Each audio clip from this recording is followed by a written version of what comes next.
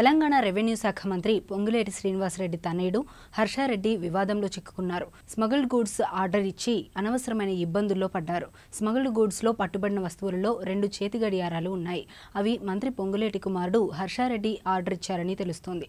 దీంతో చెన్నై నుంచి కస్టమ్స్ అధికారులు హైదరాబాద్ వచ్చారు.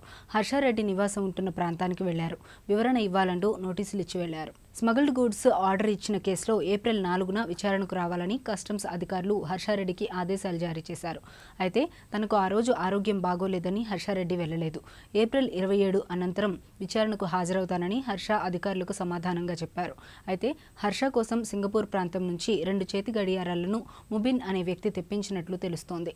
పటాక్ ఫిలిప్ బ్రిగేడ్ బ్రాండ్ లగ్జరీ చేతి గడియారాలను హర్ష ఆర్డర్ చేసినట్లు ప్రచారం జరుగుతోంది. ఈ 2 బ్రాండ్లు భారతదేశంలో లభించవని తెలుస్తోంది.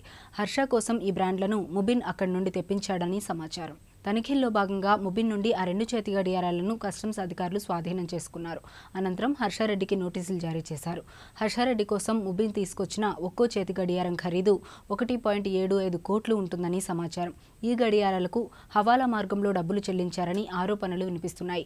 ఈ వ్యవహారంపై ఫిబ్రవరి 5న చెన్నై పోలీసులు కస్టమ్స్ అధికారులు కేసు నమోదు చేశారు. అనంతరం దర్యాప్తు ప్రారంభించారు. ముబిన్ స్మగుల్డ్ గూడ్స్ రూపంలో తీసుకొచ్చిన చేతి గడియారాల స్కామ్ విలువ 100 కోట్ల వరకు ఉంటుందని తెలుస్తోంది. హర్షారెడ్డికి ముబిన్ కు మధ్య నవీన్ అనే వ్యక్తి మధ్యవర్తిత్వం నడిపిస్తున్నట్లు తెలుస్తోంది. ఇప్పటికే చెన్నై కస్టమ్స్ అధికారులు నవీన్ కుమార్ ను విచారించారు.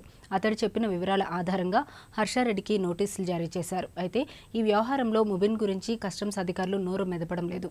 అంటే అతడు అధికారుల అదుపులో ఉన్నాడా లేక పరారీలో ఉన్నాడా అనేది తెలియాల్సి ఉంది.